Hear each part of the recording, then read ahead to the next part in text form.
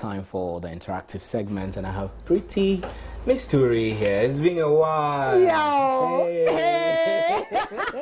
I missed you. I know. Welcome back. Man, as you call it, vacation. Vacation. How was your vacation? I had a lot of rest. I can see. I had a lot of rest. You look fabulous. I decided to avoid the sausages and the yummy things. Yeah. And you didn't bring any for me? I did. I shared some candies. Where were you? I mean, some lollipops. Candy. Right. Candy. So what's up? It's been a while. Yes, I've been watching you. You've done great. Thank you. Thank you. We missed you. Everybody missed you. I got mails about you. I told them you were still with the family, but you're on vacation. You need to recoup. I know. Recreation. We're back to work 1 full year without rest. I know. You need a vacation too. Everybody needs a vacation. We do need a vacation. Yes, so I'll take mine very soon. Demonstrations. Demo. They seem to be everywhere. It's happening. But you should be demonstrating too, you know. You cannot. Because it will sack you, I tell you. I don't want to speak too much. Let me just leave you so you bring us what's trending. Thank you very much, Steve, and welcome to you too. Thank you. Wherever you are, welcome to your most interactive half hour on TV with me, Marian Toure.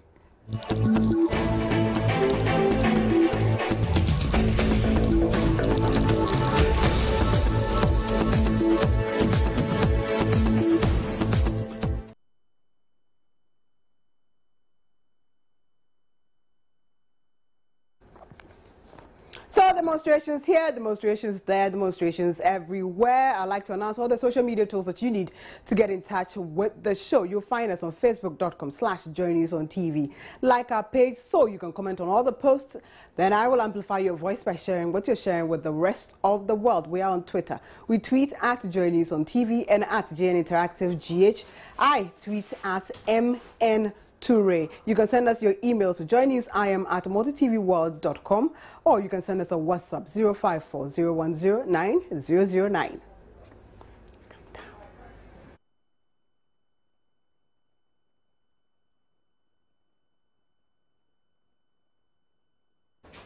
JN Interactive, as always, is where tech meets news to set the agenda. So like I said, demonstrations here, labor agitations there, protests everywhere. Perhaps I should begin by giving you what is happening where demo lists for the week.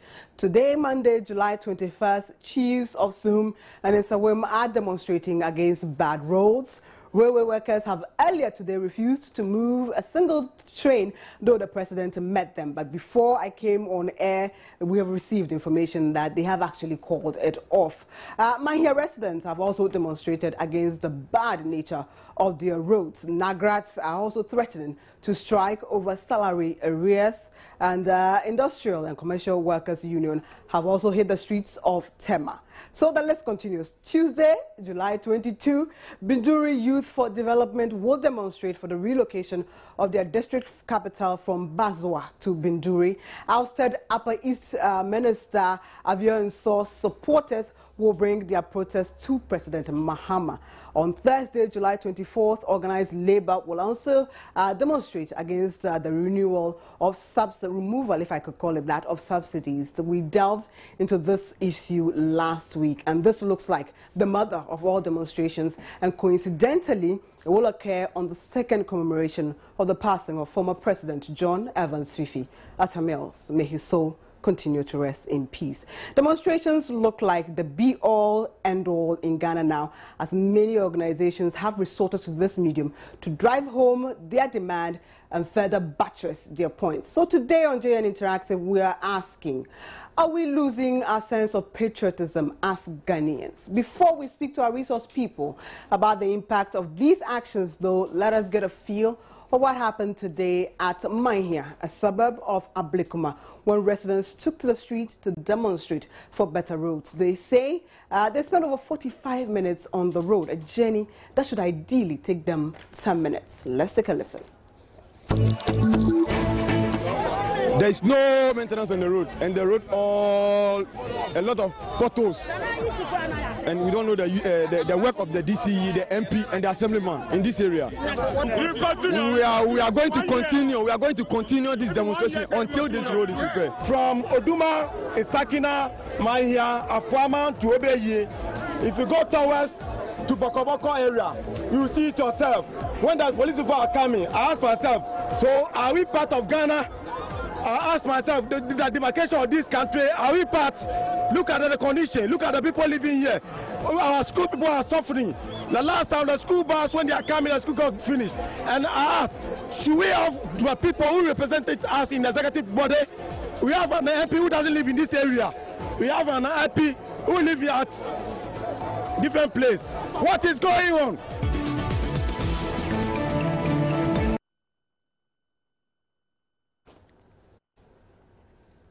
Yeah, so before I'm trying so hard that we can try and reach our resource people. We have two resource people on the line, one a governance expert and one an economic expert, to actually help us understand the full impact of these demonstrations on our governance and also on our economy, if I can call it that. And the first person would have been David, who is actually, we're trying to reach him right now. He is a governance expert with the Ghana Institute of Governance and Security, and we're actually trying to reach him. So I believe David is on the line right now. Hello, good evening, David. Yes, Mariam. Welcome to JN Interactive. Yeah, thank you so much for the attention. How are you doing? Not bad. We are managing in Ghana. Right. First, my question will be, what do you make of all these demonstrations as a governance expert and from a governance and security point of view? I must say that it is worrying that we are experiencing too many of demonstrations in this country. In fact, we are worried in a sense that when you are in a country and you are experiencing too many of demonstrations, then it's going to bring issues of productivity down, because as soon as people are jumping on streets, making all kinds of demand, and then demanding that the governance process or government need to provide certain things to them, and then it tells you clearly that people are losing, one part of their, emotions. And so when it comes to that, when people get to workplaces, you realize that the attention is not on the job, but the attention is on demonstration demanding all kinds of things that need to be provided. Right. But when you look at all these things, it also gives you a signal that government is not, listening to the masses of the people, and so people are becoming more, enchanted, and people are not actually taking government instructions. Government is also not buying into the demand of the people, so it poses some kind of security threat to the country. Okay. And so government need to, take all the issues seriously to find a way of, making sure that all these kind of demonstrations are being quelled. But if government does not manage it properly, it could actually send this country into a terrible situation which we will never be comfortable with. Right, but do these unions actually have a point to demonstrate? The union, I mean, as far as we all, have bought into this kind of what we call democracy, they have that constitutional right to demonstrate. Right. But then they also need to be careful as to the way they are conducting themselves, because they are demanding so much which government can also not provide. But government too need to also take those issues on board critically, because if you look at the kind of thing that they are saying, they are also making, sense. Look at this country that we are buying pure water, 2 pesos. It is so terrible that in this country that we have abundance of water, we should be buying water, sachet water, 2 pesos. 20 pesos, you mean? Yeah, 20 pesos that I am talking about. Right. It's worrying. So labor will continue to demand more, but government also need to be very decisive. You know, this government particularly, if you look at the signboards of the president before he assumed power, we saw all these kind of decisive leader, you know, action-driven and all that. Which we are not seeing all those actions, which we are not seeing all those decisive decisions. Right. And so it gives a cause for people to be worried about all these stuff. But we need to also exercise a certain level of patience, especially with the TUC and other labor unions. Right. They also need to, you know, tone down a bit to also encourage workers that although they are demanding a lot, but the state cannot also be able to provide all those needs for them. The government needs to also bring out some kind of, you know, policies that will be able to harness and also make sure that, you know, everybody feel comfortable in this country. But, you know, it looks as if people are, you know, not comfortable at all. And so government needs to take all those issues seriously. Right. My final question was actually delve into that, to ask you what it actually says about our governance and what impact, if any, it would have on our security in the country. You see, if government does not have the antidote to all these kind of issues that the labor is bringing forth, right, then it will become very serious. And so the inability for government to take certain pragmatic decisions that will be able to ameliorate all these kind of, you know, crises that we are talking about, will send government, you know, to a certain situation that government and its communicators will not feel comfortable. Because if we looked at all the issues that they are talking about, right, and if you monitor the mood of people on streets and all over, it tells you that government is not actually, you know, ready to provide enough for citizens to actually buy into their visions. Right. And so government needs to come out strongly to communicate with the masses and be able to tell us something reasonable that they are doing which Ghanaians are not seeing. It looks as if government is not communicating creatively to be able to actually win, you know, a certain sympathy. And so government needs to be able to actually find a way of communicating properly. You know, political communication is a skill, which, as we see now, government does not have that skill, and its communicators are not doing exactly that.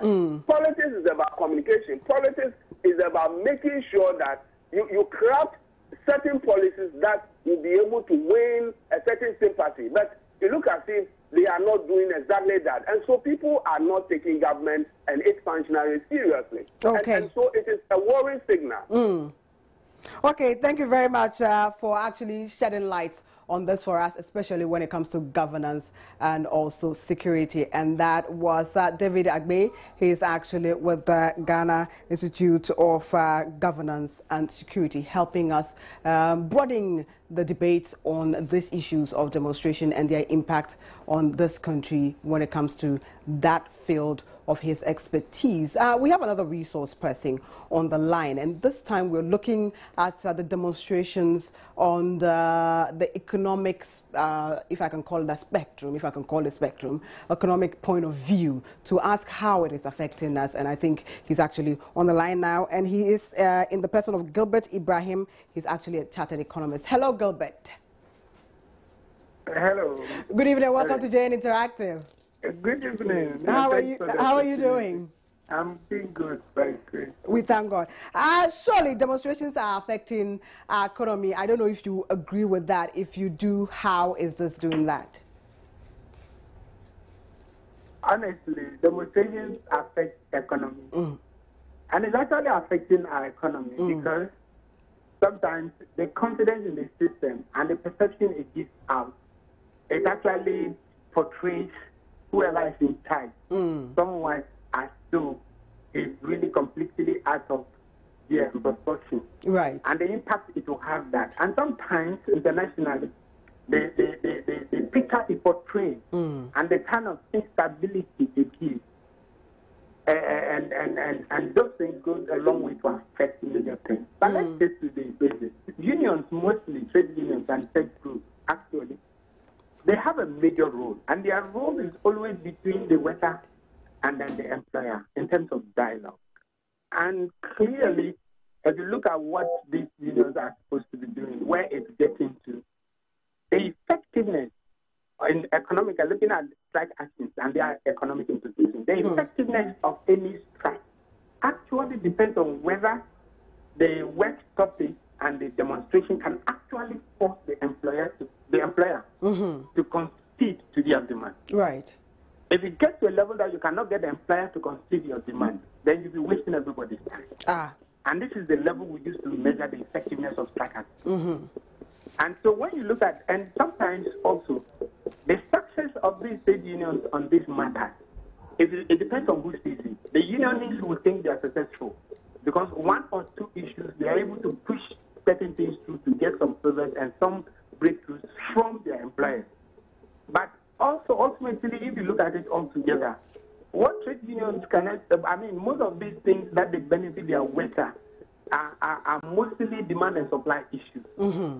When the particular labor supply is higher than the demand, then they tend to get lower wages. There's nothing you can do. Stock action cannot bring it up. Right. As long as the supply of that labor exceeds the demand, there's no wage that you can get high. In the same way, if the demand for a particular wage exceeds the quantity available, you don't need strike action, you'll get the higher wages. Right. And this is the context within which we put it to determine whether this labor group strike action actually has resolved to benefit their members. Okay. But putting all together on the whole, the activities of the labor group actually affect the non-union members of the society. Okay. And they get the full brunt of their activities because they do not belong to any group that will actually fight for their welfare. And when these people fight and the issues come, they should rather suffer. Right. So putting on the whole, whatever strike action we want to do, the implications on the economy and the effectiveness by the Yastika provider earlier. Right. Can it compel the employer to give them what they are asking for if yes, it's successful and it's effective? If no, it's a waste of time. Okay. Gilbert Ibrahim is actually a chartered economist, and he was helping us understand the economic impact of all these demonstrations on ASA. I guess it's time to take our video blogs now. And we've been asking you whether you think that Ghanaians are not being patriotic. Is that what you're thinking, that there's no sense of patriotism, especially when people have started hitting the streets?